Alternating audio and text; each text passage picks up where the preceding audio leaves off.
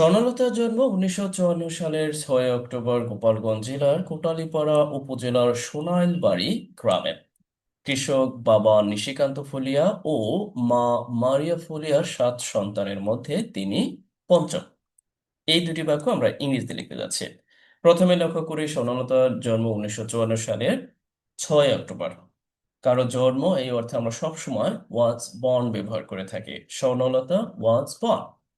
এরপরে এখানে যেহেতু তারিখ আছে, আমরা তারিখটা লিখে ফেলতে পারি 6 অক্টোবর।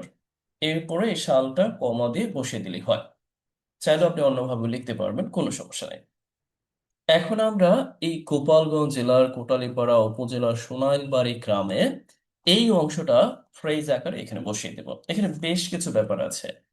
আহ এই গোপালগঞ্জ জেলার আওতাধীন কোটালীপাড়া উপজেলার, এরপরে আবার সোনাইলবাড়ি গ্রাম। জটিল মনে হতে পারে, দেখুন এইটা কিভাবে শুরু করবেন। ছোট কোনটা সেটা দিয়ে শুরু করবেন। সোনাইলবাড়ি গ্রাম ছোট, তারপরে কোটালীপাড়া উপজেলা, তারপরে জেলা। এইভাবে দিবেন যদি 3 থেকে 4টা স্থানের নাম আসে। কেমন? আচ্ছা, সবচেয়ে ছোট কোনটা? সোনাইলবাড়ি গ্রাম। আমরা এই অংশটা এখানে দিয়ে দিতে পারি, ইন দ্য ভিলেজ অফ সোনাইল বাড়ি, যদি উচ্চারণ আমি ভুল না করি। এখন আমরা কোটালীপাড়া উপজেলা, এটাকে আমরা কয়েকভাবে দিতে পারি। তারপর আমি দিয়ে দিচ্ছি অফ কোটালীপাড়া উপজেলা। অফ যুক্ত করে দিলাম এই র এর কারণে, যে কোটালীপাড়া উপজেলার। আপনি চাইলে কিন্তু আন্ডার দিতে পারবেন, সমস্যা নেই, মানে এর অধীনে। এখন আপনি গোপালগঞ্জ জেলা, এটা জাস্ট এখানে বসিয়ে দিলেই হলো। এটা আপনি ইন দিতে পারেন, আন্ডার দিতে পারেন, অথবা সরাসরি এখানে কমা দিয়ে বসিয়ে দিতে পারেন, সমস্যা নেই। মানে এটা নির্ভর করে হচ্ছে, ওই যে আমি বললাম যে আপনি শুধু এই সিকোয়েন্সটা বজায় রাখবেন। সবচেয়ে ছোট স্থানটা, তারপরের স্থানটা, তারপরে স্থানটা, বড় স্থানটা। কেমন? যেমন এখানে দেখুন, আমি সাল লেখার সময়, তারিখ লেখার সময়, এখন অনেকে বলতে পারেন আগে আমি এটা দিব তারপর এটা দিব। আগে যদি আপনি এই তারিখটা দেন এটা ভালো।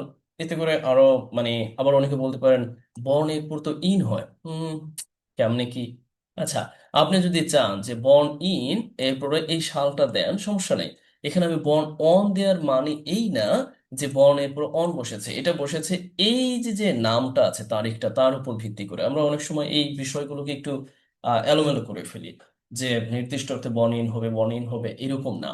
কারণ আমি তারিখটা বসিয়েছি, দ্যাট ইজ ওয়াই আমি এই তারিখের পূর্বে অন ব্যবহার করেছি, এই বর্ণের পর না। বুঝতে পেরেছেন? আবার আমি যদি এই সালটা ব্যবহার করতাম, এটা পরে দিতাম, তাহলে কিন্তু আবার আমার এখানে অন দিতে হতো। এই বিষয়গুলো কিন্তু আমরা মিস্টেক করি, এই জন্য আমি আপনাকে কাট করে দিলাম। আর আমরা যখন তারিখ দিই তারপরে কমা যুক্ত করে এই সালটা বসাই দিলেই হয়। রাইট। আপনি চাইলে এই জাতীয় একটা বাক্য লিখতে পারেন, আপনার জন্ম কত সালে, কোথায় হয়েছে, দয়া করে আমাকে অবগত করবেন। কেমন? আচ্ছা, কোথায় হয়েছে না বললেও কত সালে হয়েছে সেটা আপনি উল্লেখ করতে পারেন। আচ্ছা, চলুন আমরা পরবর্তী দেখার চেষ্টা করি।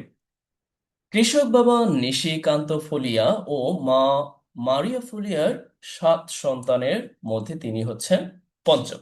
তাহলে আমরা প্রথমত লিখতে পারি কৃষিকান্ত তিনি পঞ্চম, এটা আমরা প্রথম লিখতে, তিনি কি, তিনি হচ্ছেন পঞ্চম। তিনি বলতে এই স্বর্ণলতার আমরা প্রোনাউন ফর্ম ব্যবহার করতে পারি শি ওয়াজ।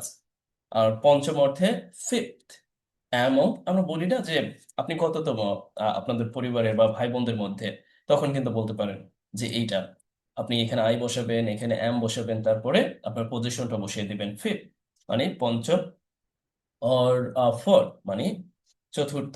আচ্ছা, এমন। এরপরে আপনি এখানে 7 সন্তান লিখে দিলেন। ওই সন্তানের মধ্যে 7 সন্তানের মধ্যে 7 চিলড্রেন। আর এই 7 চিলড্রেন কার? এখন আপনি লিখে দিবেন এই 7 চিলড্রেন হচ্ছে কৃষক বাবা নিশিকান্ত ফলিয়া ও মা ফলিয়ার। অফ যুক্ত করে লিখে দিতে পারেন। কেমন? আচ্ছা, অফ। এখন এই যে ফার্মার ফাদার নিশিকান্ত ফলিয়া এবং তার যে মাদার মারিয়া ফলিয়া, তবে একসাথে আমরা noun phrase, or you can call the prepositional phrase হিসেবে এখানে যুক্ত করে দিলাম। আচ্ছা, আমি যদি বলি যে আপনি দেখুন, রিয়ালিস্টিকলি যদি চিন্তা করেন বা লিখতে চান, তাহলে আমি বলবো আপনি প্রত্যেকটা বাক্যের সাথে সাথে নিজেই কিছু লেখেন, যেখান থেকে দেখেন। ফ্রি অফ চার্জে হয়তোবা শর্ট ভিডিও দেখবেন, বা আপনি যখন কোর্সে দেখবেন, যেখান থেকে দেখেন, সেখান ওই ভিডিওর নিচে আপনি কমেন্টটা করবেন। এই যে যেমন আপনি কততম অবস্থানে আছেন, আপনি লিখে দিলেন যে আপনার অবস্থানটা এত, বা এততম অবস্থানে, আপনি এইভাবেই লিখলেন। এরপর অফ যুক্ত করে বললেন যে মাই, আপনার এই ফার্মারের জায়গায় আপনার বাবার পজিশনটা বসিয়ে দিলেন।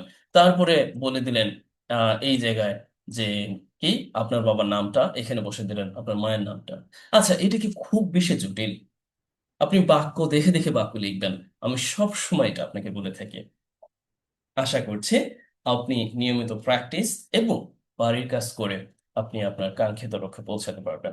আচ্ছা, চলুন আমরা পরবর্তীতে দেখার চেষ্টা করি। কোটালীপাড়া উপজেলার নারিকেলবাড়ি মিশনারি স্কুলের নবম শ্রেণীতে পড়ার সময় দেশে বেজে ওঠে যুদ্ধের দামামা। একদিন আশালতা বৈদ্য এসে বললেন, দেশে যুদ্ধ শুরু হচ্ছে, আমি তো যুদ্ধ করব, তোমরা কে কে আমার সাথে যাবে?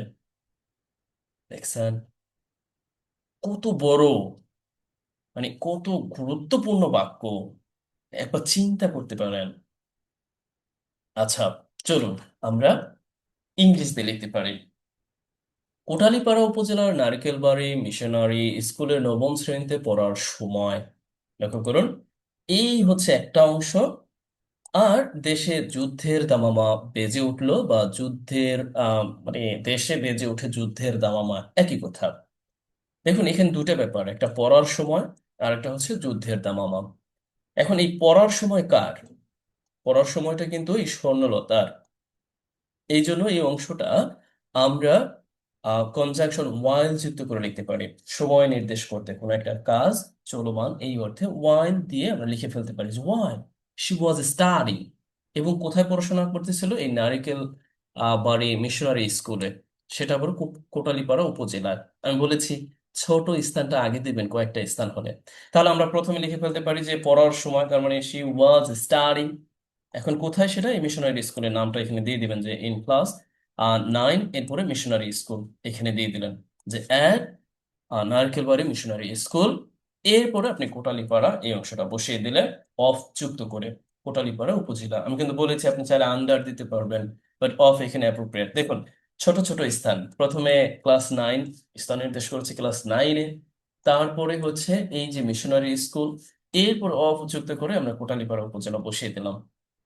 ইজ ইট টাফ না? না। আপনি আপনি কোথায় পড়তেন ক্লাস 9-এ? কোন স্কুলে? কোন উপজেলার অধীনে? কোন জেলার অধীনে? লিখুন, লিখে এখনই আমাকে অবগত করুন। রাইট। এরপরে এই অংশটা আমরা লিখব যে দেশে বেজে উঠে যুদ্ধের দামামা, বা আপনি বলতে পারেন বেজে উঠলো যুদ্ধের দামামা। অনেকে বলতে পারেন যুদ্ধের দামামা, আচ্ছা একটু জটিল। জটিল দরকার নাই, আপনি বলে দিতে পারেন জাস্ট শুরু হলো। আপনি সব সময় জটিল ঠিক যেভাবে আছে এইভাবে লিখতে হবে এরকম নয়। তামামা ব্যাপারটা সাহিত্যিক অর্থে আমরা ব্যবহার করি, মানে আমাদের বাংলা শব্দ চয়নে মাধুর্য বজায় রাখায়। আপনি সরাসরি লিখে দিতে পারেন যে ওয়ার বিগান টু রেজ, মানে তামামা বেজে উঠলো, অথবা ওয়ার বিজ্ঞান শুরু হলো, স্টার্টেড। একই কথা, তেমন একটা ইয়া হবে না, অর্থের বড় পার্থক্য হবে না। হয়ে গেল। এরপরে অ্যাডভার্ব আকারে ইন দ্য কান্ট্রি, দেশে। আমাদের এই বাক্যটি হয়ে গেল। একদিন আশালতা বদ্দ এসে বললেন, মানে এখানে কিন্তু দুটা ব্যাপার, একটা তিনি আসলেন তারপরে বললেন, বাট এসে বললেন এই ব্যাপারটা লিখতে গিয়ে আচ্ছা এটা কেমনে লিখতে পারি, এসে বললেন, ঝামেলা। এর চেয়ে বরং আপনি চিন্তা করুন, একদিন আপনি অন ডে, আশালতা বৈদ্য তিনি কি আসলেন, খেই অ্যান্ড told এবং বললেন, এটা আরো ভালো না? আচ্ছা, চাইলে আপনি অন্যভাবে বলতে পারবেন, তবে দরকার নেই। আমরা প্রধান ভার্ব হিসেবে এখানে ব্যবহার করলাম। দেশে যুদ্ধ শুরু হচ্ছে। দেখুন যখন ইনভার্টেড কমার মধ্যে ঠিক যেভাবে থাকবে, যেই টেন্সের ভিত্তিতে বাক্যটি তৈরি হবে ওই টেন্সেই লিখতে হবে, এটা আমাদের মাথায় রাখাটা জরুরি। তাহলে এই অংশটা যেভাবে আছে, যেই টেন্সে আছে সেইভাবেই লিখবো, কারণ তিনি তখন বলেছিলেন।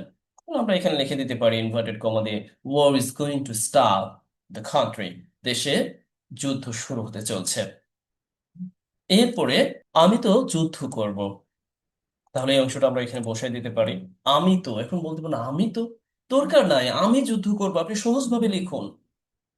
এই বিষয়গুলো আমরা অনেক সময় ভুল করি, যা আই উইল ফাইট। আর যদি আরো জোর দিতে চান তাহলে বলবেন ইট ইজ আই, এরকম অর্থে যে it is I who will fight indeed, প্রকৃত অর্থে আমি যুদ্ধ করব। বা তোরা কে কে যাবি আমার সাথে, বা আমার সাথে তোরা কে কে যাবি। দেখুন, আ- আপনি চাইলে কিন্তু একটা প্রশ্ন এখানে তৈরি করে বলতে পারেন যে তোরা কে কে, এখন কে কে, অনেকে বলেন জোর চাই কে কে, দরকার নাই, বাদ দেন, আপনি শুধু কে বলেন, হয়ে যাবে। এই বিষয়গুলো আপনি মাথায় রাখতে হবে। আপনি যত সহজভাবে উপস্থাপন করতে পারেন, who will go to war with me, কে কে, এই বিষয়টি নিয়ে মাথা ঘামানোর দরকার নাই, কে যাবেন, দ্যাটস কারেক্ট। আর যদি বলতে চান হু অল, একই অর্থ দিবে, হু অল দিতে পারে, রাইট, কে কে আগ্রহী, অ্যাপ্রোপ্রিয়েট হয়। বাট আপনি যদি হু দেন এতে ভুল হবে না, বুঝতে পারছেন তো?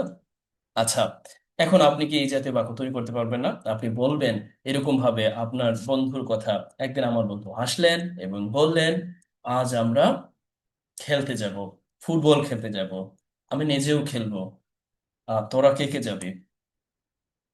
বলতেই পারেন, লিখতেই পারেন, যেখানে সুযোগ হয়। আমার কথাটা ঠিক ওইভাবেই লিখে দেওয়ার চেষ্টা করুন। এই ভিডিওর নিচে আপনি যেখান থেকে দেখবেন, আমার সাথে থাকবেন, প্র্যাকটিস করবেন, রাইট। আচ্ছা, এ পর্যায়ে একটু নিজের ঢোল নিজে পিটাই।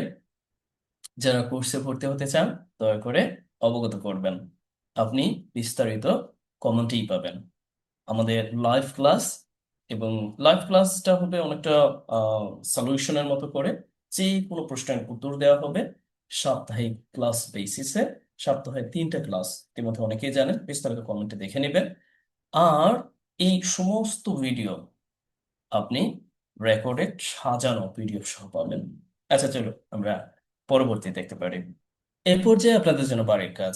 যদিও আমি প্রতিটা ধাপে ধাপে বাড়ির কাজ দেই, তারপরও আলাদাভাবে দেওয়ার চেষ্টা করছি। এই কথা শুনে স্বর্ণলতা চুপ থাকতে পারেননি। আচ্ছা, এই কথা শুনে আপনি হয়তো বা বলবেন, এই কথা শুনে কিভাবে লিখতে পারি। আপনি একেবারে এটাকে মেইন ভার্বে পরিণত করেন, যে এই কথাটা তিনি শুনলেন। কে শুনলেন? এই স্বর্ণলতা। আমরা যা যে চরিত্র সম্পর্কে কথা বলতে যাচ্ছি, এই স্বর্ণলতা তিনি মূলত শুনলেন, এরপরে তিনি চুপ থাকতে পারেননি। মানে সিম্পল। অথবা আপনি চাইলে এই শুনে এটাকে প্রেজেন্ট পার্টিসিপল হিয়ারিং দিয়ে দিতে পারেন, রাইট।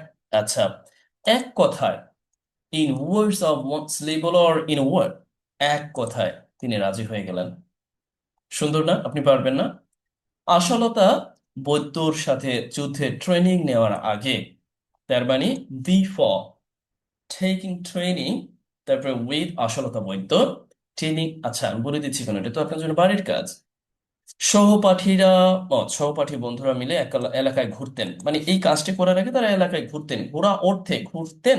আমরা যখন অতীতে কোনো কাজ অভ্যাসগত নির্দেশ করব, তখন উড, এরপরে ভার্বের বেস ফর্ম, অথবা আপনি এটা দিতে পারেন ইউজ টু, তারপরে যেটা করতেন সেটা, go round or place to place, whatever আপনি লিখবেন।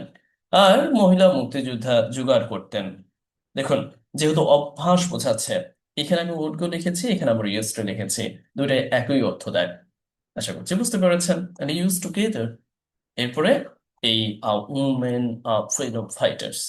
আবিগা, প্লিজ দয়া করে বাড়ির কাজটি করে যেখান থেকে ভিডিও দেখেন সেখানেই জমা দিন। আর যারা রেকর্ড কোর্সে আছেন তাদের জন্য আলাদা বাড়ির কাজ আছে এই পিডিএফ এর শেষের দিকে। দয়া করে সে সম্পর্কে অনেকেই অবগত। চলুন আমরা পরবর্তী দেখতে পারি।